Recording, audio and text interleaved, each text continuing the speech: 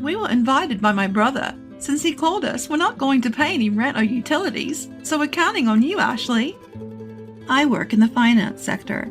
My husband, who I'll call Bob, is a car mechanic, and we live in my childhood home. By childhood home, I don't mean that my parents live there. Actually, my family home is a long-standing family business where my father used to be the CEO. I have a brother, and he was originally planned to take over my father's company, so he majored in economics in college.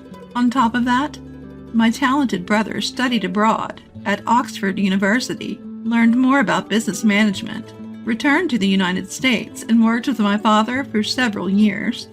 Eventually, my parents wanted to enjoy their retirement and moved to a place like Aspen, Colorado, seeming to enjoy their relaxed life surrounded by nature. Since my brother was given the company in return, my parents passed down the family home to me, their daughter, and I decided to live there with my husband.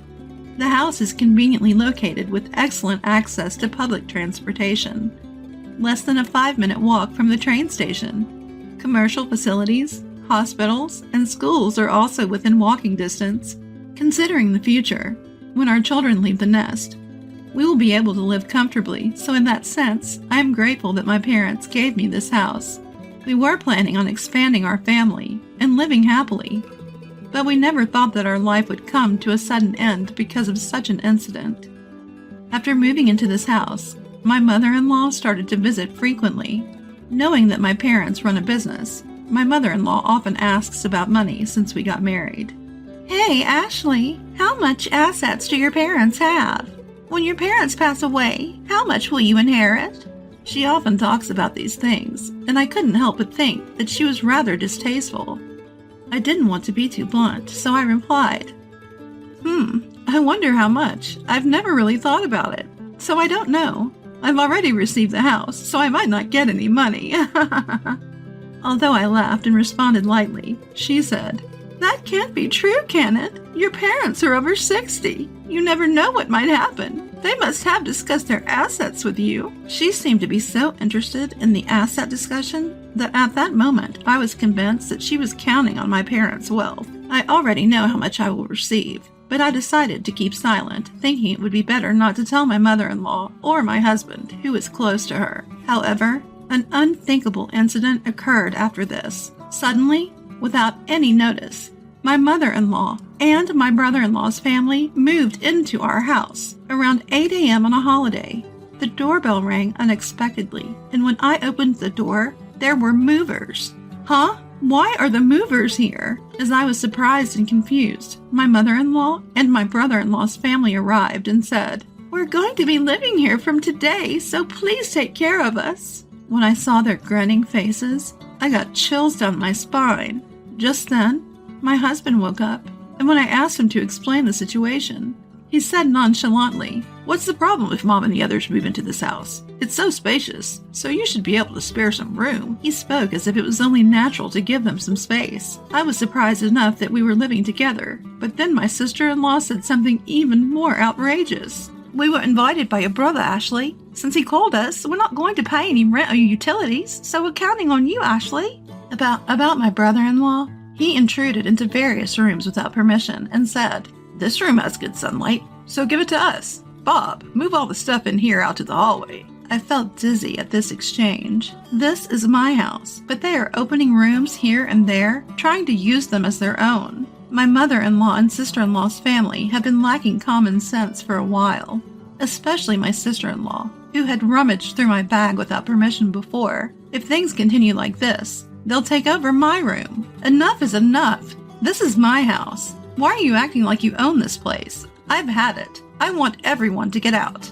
I normally don't lose my cool or raise my voice in anger, but having these people move into the house my parents gave me without permission and treating it like it was theirs was something I could not stand. That's why I lost control of my emotions and shouted at all three of them, but then something unexpected happened.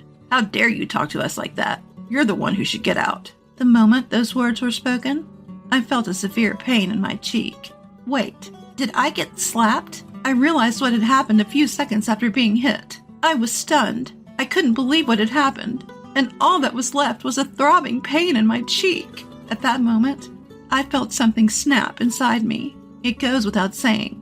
I can't live with people who would do something like this, but this house is mine. I don't want them living here like parasites. I packed up my things to leave the house, intending to inform my family about this. I had to find a place far away from home, so I rented a monthly apartment for the time being. From there, I would have to commute to work.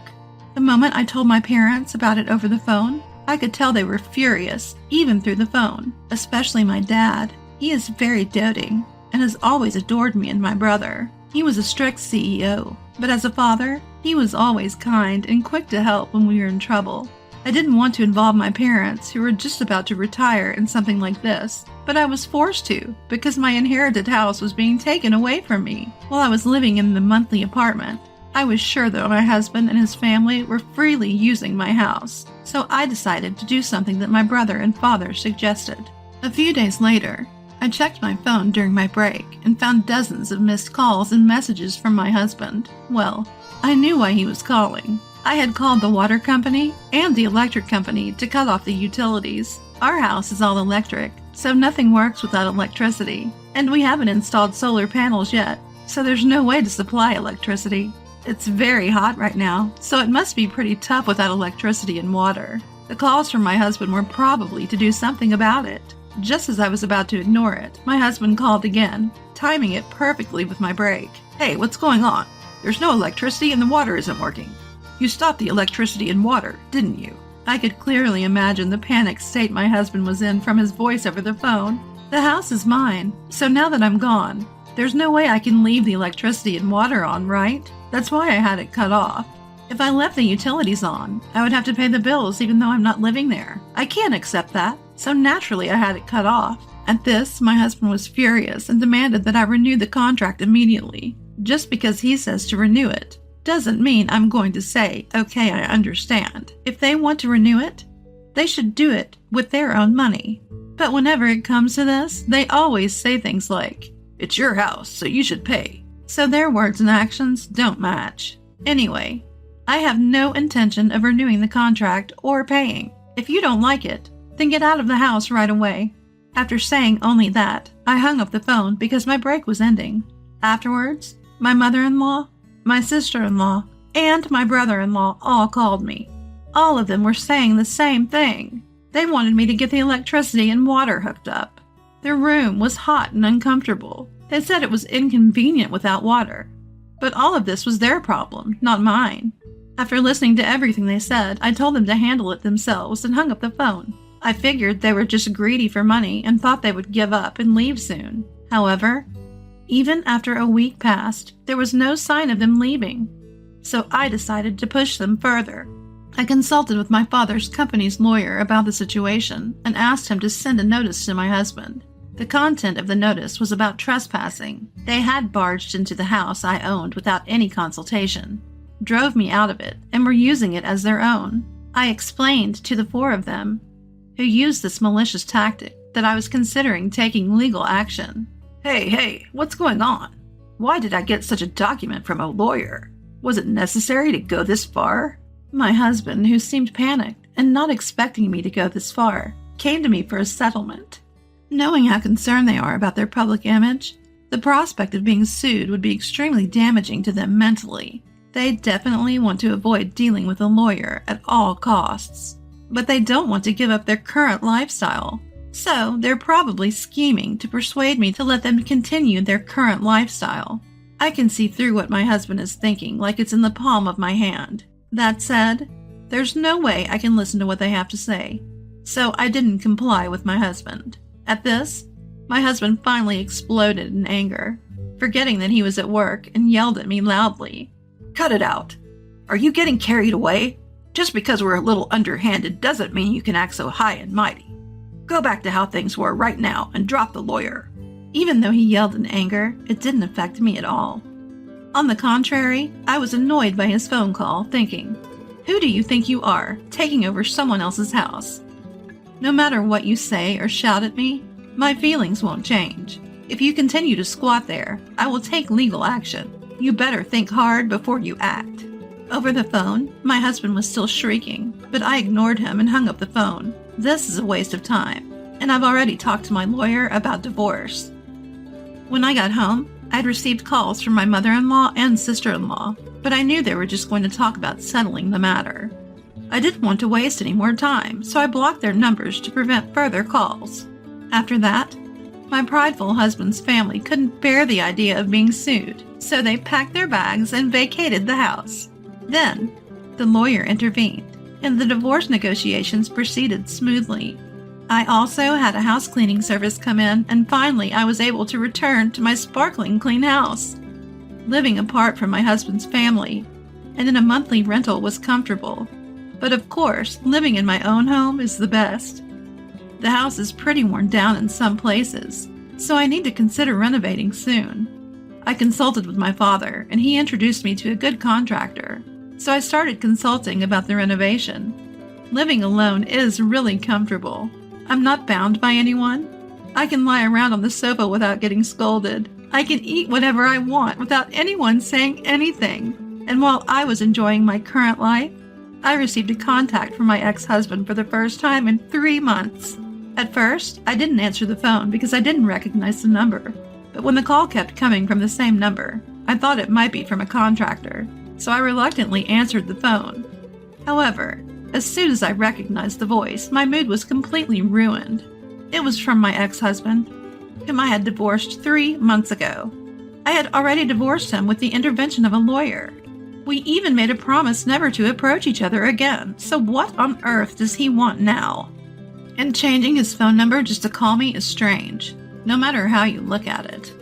We promised, through our lawyer, not to see or contact each other again. There's nothing left for us to talk about, so please don't contact me anymore. Right as I was about to hang up the phone, "Hold on a minute, please. I just need you to listen. Just for a little while. I'm begging you." With that, he started yapping without any permission from me. Apparently, my ex-husband's company is facing serious financial crisis, and it's decided that his salary will be reduced. My mother-in-law's health is not good, and she is unable to work. My sister-in-law and her husband can't contribute to the living expenses since he isn't working a steady job. My sister-in-law is working multiple part-time jobs, but most of her paycheck is being used to pay off the debt that my brother-in-law made. The situation was desperate as my ex-husband was trying hard to make ends meet. But with his salary getting cut, it will become increasingly difficult to survive. Well, hearing all that, I couldn't think of anything but, "Okay, is that so? Because they intruded into my house without my permission, did whatever they pleased, and then tried to kick me out? It's simply unbelievable. I feel nothing for the people who did such a thing, and I have no sympathy for them. Even if you tell me these things, it doesn't solve anything. It's your family. You should deal with it yourself. There's nothing I can do about it. There's nothing I can do." At my words, my ex-husband started to panic even more. "Don't say things like that. We're in serious trouble. We won't even be able to pay the rent for the apartment, and we'll be struggling for food tomorrow. Hey, we used to be a family, right? Please help us." He pleaded in a voice close to crying, but I was not convinced. When I was in trouble, he did nothing to help, and he looked down on me along with my mother-in-law. Just like my mother-in-law, my sister-in-law, and my brother-in-law have also always looked down on me. They insulted me for my plain appearance, or for my old-fashioned way of thinking. They told me not to come around because they said I was so stiff and outdated that it was rubbing off on them, and they didn't care how hurt I was. As for my mother-in-law, she not only made things worse, but she also pushed me to have a baby as soon as possible, forced strange herbal medicines on me, made unnecessary doctor's appointments, and told all the neighbors that I was a barren wife. Looking back, there wasn't a single good thing about my marriage. My ex-husband, who used to be so kind before we got married, started to become my mother-in-law's puppet after the wedding. The first day my mother-in-law stormed into our house, I was out because I had an appointment. Apparently, my mother-in-law was upset by this and cried to my husband, "I wanted to see Ashley, but she wasn't there. I want to be friends with Ashley. I'm sad." After hearing his mother cry, my ex-husband yelled at me without listening to my side of the story. She said that she wanted to get along, but all she ever did when we met was badmouth me. "My son seems to have lost weight recently. Is it because your cooking is so bad that he can't eat properly?" She said things like this loudly, whether we were at home or outside, so there was no way we could get along. My sister-in-law and brother-in-law also joined in, laughing at me. I can't help people who act like this anymore. No matter what you say, my feelings won't change. I can't help you guys, so I'm going to hang up now. And don't ever contact me again. With that, I finally hung up the phone and blocked the new number. Knowing my ex-husband, he might change his number and try to contact me again. So, I decided to change my phone number at the store over the weekend. But before that, those four took action. They broke the promise with the lawyer and suddenly came to my house at 11 p.m. "Open up! Let us in and take care of us! We're family. You should help us." They were banging on the door, yelling without considering the time. "Hey, what's the matter at this hour? Please go back home as it's causing a nuisance to the neighbors." When I went to open the door, they seemed ready to barge in, so I figured I'd try talking through the intercom. But the four of them didn't care, started banging on the door and raising a ruckus. I couldn't believe I was dealing with people this out of control. I was left holding my head in my hands. I was considering calling the cops when I heard sirens from outside. It looked like a neighbor had taken the initiative. As soon as they heard the police sirens, the surprised group thought I had called the police and tried to run away. But by then, a crowd had gathered, and escape was not an option. And so, the four of them were escorted to the police station by the responding officers. I was questioned about the incident, and I explained everything that had happened. After that, the word about what my ex-husband and his pals had done spread quickly in the neighborhood. It turned out that among the crowd that had gathered was a co-worker of my ex-husband's, so by the next day, the whole office knew what had happened. He was already having a hard time because of a pay cut, but after getting the police involved, the company wasn't going to let it slide. My ex-husband ended up getting fired and couldn't afford to pay his apartment rent anymore. Money issues caused a rift between him and his sister's family, so their group living situation ended. Now, Bob is living in public housing with his mother, working multiple part-time jobs to make ends meet. Even his mother has started working part-time a few days a week, desperate